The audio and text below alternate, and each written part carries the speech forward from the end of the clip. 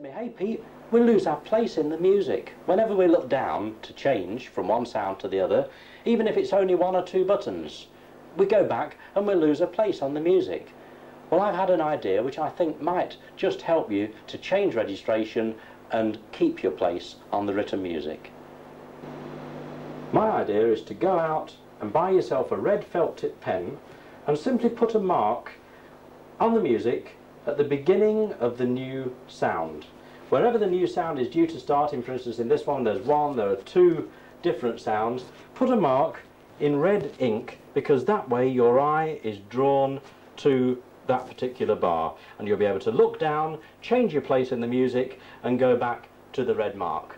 Of course, if you want to take it to extremes, there are more exciting things that you can do, simply using coloured pens to improve your registrations. Look what we have here, for instance. Red bar lines, blue bar lines, even a deep black bar line. But the trick is, at the end of the piece of music, look, it's all colour-coded. Little splodge of green equals vibe solo, brass is red, when we go on to the black that shows that we changed to the organ sound, blue is add piano. So all those bar lines are colour-coded registrations. You can mark a lot of your music like that and put the colour coding at the end of the music. The most important set of marks that you could make in your music, and I've done it here in red ink so that you can see the marks I've made, are things called phrase marks. Phrasing, it's the very breath of the music, and the trick is when you get a new tune, sing the tune to yourself while you're playing it.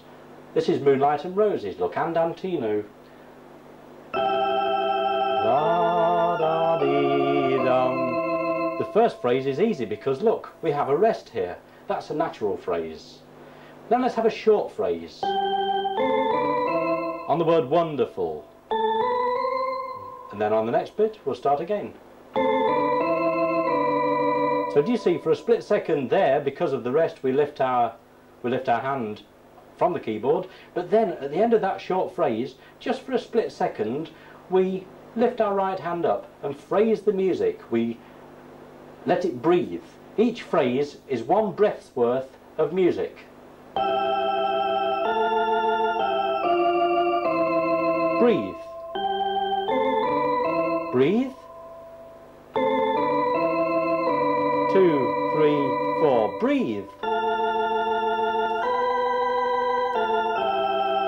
Carry on. Breathe.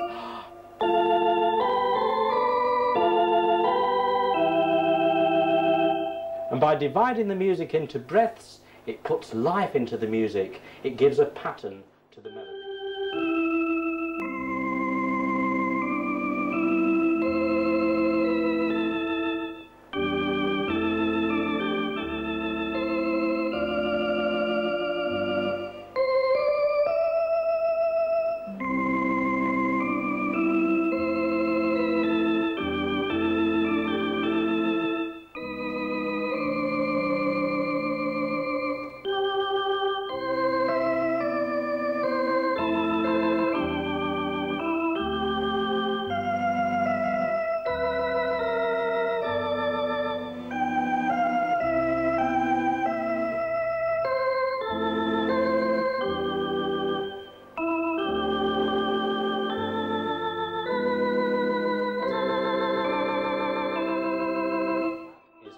You begin to phrase music.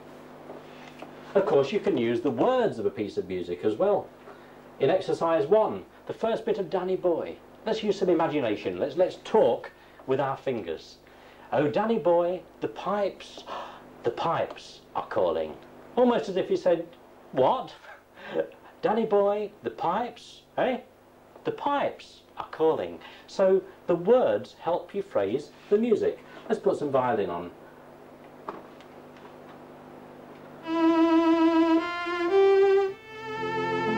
The pipes are cool.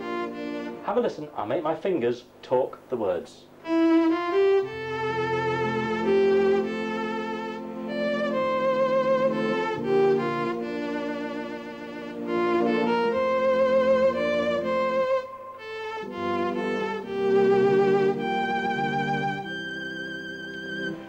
Phrasing is all important when it comes especially to playing wind instruments. If that was on a pan flute, for instance, let's put the pan flute on. Now listen. Let the little man breathe. He's playing a flute. He needs to breathe.